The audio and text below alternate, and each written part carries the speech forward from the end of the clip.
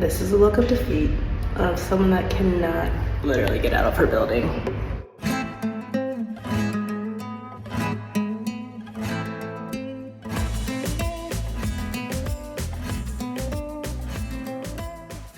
When I first landed in Barcelona, everything felt like a small survival challenge.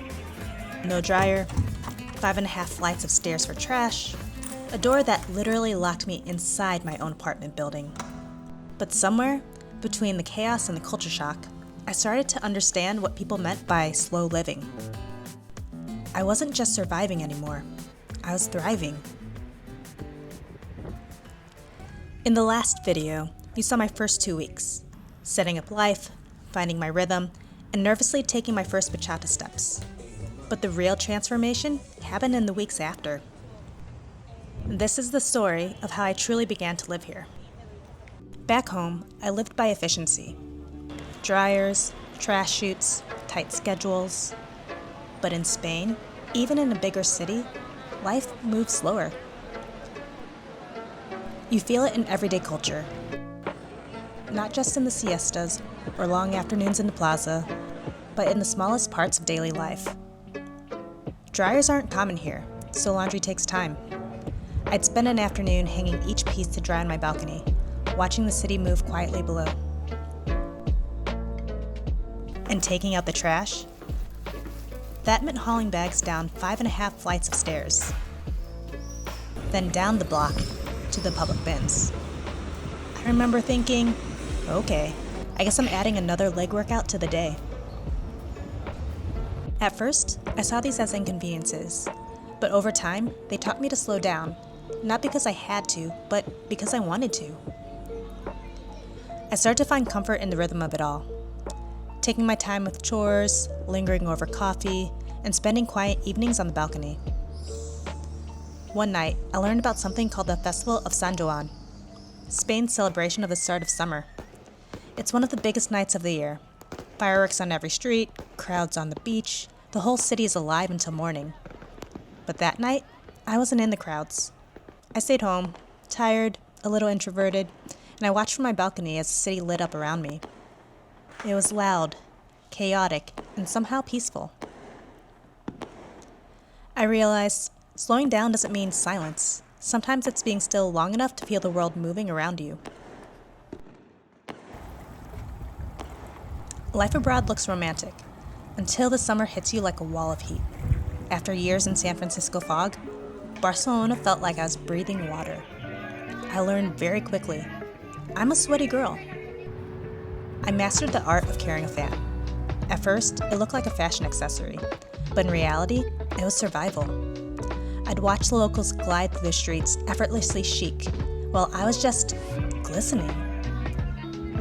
And speaking of locals, Spaniards are so stylish. I felt underdressed on almost every occasion, but it pushed me to try harder.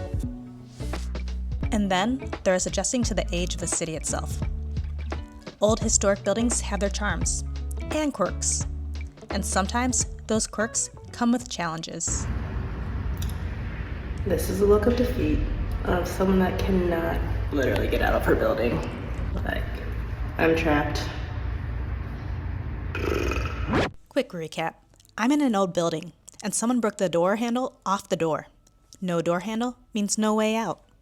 I spent the next hour knocking on doors to get help until I finally broke myself out. Turns out I am a motherfucking escape artist. No, but it really took me like an hour to get out of my apartment, but I escaped. I ended up ripping the glass off the door so I could stick my hand through the bars and use my key from the outside. But I'm out. I'm treating myself to acai today to make up for it. Sometimes thriving abroad doesn't look like a highlight reel. It looks like figuring out how to break out of your own apartment just to make it to your dance class. Somewhere between the broken door and the sweaty metro rides, I started to feel connected. In the US, we have this whole personal space bubble thing. A polite wave, a handshake, maybe a hug if you've known someone for years. But here, even strangers greet you with 2 cheek kisses. At first, it caught me off guard. It felt so intimate, but it soon felt warm, human, grounding. What I love about Spain is there's a deeper sense of community. Every few blocks, there's a plaza filled with people of all ages. Friends catching up over vermouth while live music drifts through the air. And I learned that the dance scene here was far wider than just bachata. One afternoon in Ciutat del Park, I found 3 different dance circles happening at once. First, salsa. And then I found tango at the top of Cascada Monumental. And then, of course, bachata, all side by side. I couldn't believe it. I'd found a city that doesn't just love to dance, it lives to. Most of my friendships in Barcelona were with other internationals, a mix of languages, stories, and countries. We go on adventures, swap tips on navigating city life, and laugh about things that none of us quite understood. It didn't matter that we came from different corners of the world. We shared the same goal, to build something new. Locals were kind, but deeper friendships took longer, and that's okay. Sometimes belonging doesn't mean blending in. It means finding people who understand the in-between. By the end of those first 2 months, I had a small circle that felt like a family. They made the city feel less foreign, and more like a home I was slowly growing into. The nice part about slow travel is that you actually have time to explore. Not just visit places, but really enjoy them. Within Barcelona, I finally made time to see the classics, Gaudi's surreal creations. La Sagrada Familia felt like a cathedral built by dreamers. It's all light and color, and it's unlike any cathedral I've ever seen in my life. Casa Batlló looked alive, waves and mosaic scales rising right out of the street. And then there was Park Güell, bright, whimsical, and overlooking the whole city. It reminded me how much beauty lives in stillness. One night at Poble Español, I saw Gims perform, a French artist I loved for years. His music, echoing off the old stone walls, made the whole night feel electric. When I need to break away from the city, I'd hop on a short train ride to the coast. Castelldefels and Sitges became my go-to beach escapes. Both close, but each with its own vibe. Castelldefels was calm and open, the perfect place to unwind. Sitges was vibrant and beautiful, with its old town streets and that massive seaside church that lights up at sunset. They reminded me that slowing down doesn't mean standing still. It just means being present where you are. And when I wanted to go a little farther away, there was no shortage of places to explore. Les Planes d'Hostoles, hidden waterfalls surrounded by the forest trails, was the perfect summer escape. La Garrocha, with its medieval cliffside town, felt straight out of a storybook. Montserrat, just an hour outside of Barcelona, offered views I'll never forget. Jagged peaks and an old monastery built into the side of a mountain. And then there was Pamplona for San Fermin, a festival famous for running of the bulls. I didn't run, but just being there, surrounded by all that tradition and all that energy, was unforgettable. Every trip reminded me of how lucky I was to pause long enough to actually experience it all. These trips, whether a short ride to the beach or a weekend in the mountains, made Barcelona feel bigger and somehow more personal. The more I explored, the more confident I felt, not just in the city, but in myself. That confidence started to show up somewhere unexpected, on the dance floor. When I first started dancing in Barcelona, I barely knew what I was doing. I'd show up to lessons, focused and serious, trying to remember every move. But socials? That was another world.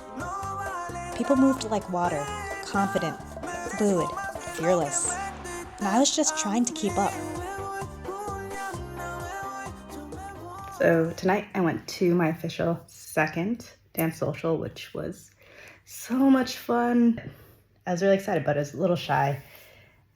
So I was sitting on the outskirts. I got some dances in with different people, and people are so good at dancing. There's so many good dancers out here. It's really insane. I'm like a little timid at first, and every single time I'm like, I'm a beginner, just so you know. And for some people, it doesn't even faze them, and they'll still throw things at me that I wouldn't or shouldn't know. But it was still fun anyways to just get exposed to that. So I hope I didn't annoy them too much. It just feels so free when I'm dancing. I have the biggest grin, and even if I don't know what's going on, I'm laughing with the dance partners. I'm so happy that I'm in Barcelona now. I'm so happy that I'm living in a city with a good dance culture. And yeah. That night, something changed for me. I realized dance wasn't about getting every step right. It was about connection. About saying yes, even when you're unsure. About showing up anyway. Every class, every social, every awkward moment, it built a little bit more confidence. And slowly, I started to move differently. I wasn't thinking anymore. I was feeling. One evening, I stumbled on a free bachata social at Montjuic. Just a few songs under the open sky, strangers moving like old friends. I realized I wasn't watching from the edges anymore. I was part of it. I was becoming part of a community. Somewhere, between the laughter, the missteps, and the music, I found something I didn't expect. A sense of alignment. The kind that says, you're right where you're meant to be. This was just the start of my life abroad. Learning, adjusting, and exploring new corners of the world, one chapter at a time. If you love stories about travel, growth, and what it really takes to build a life on the move, hit subscribe. There's a lot more ahead.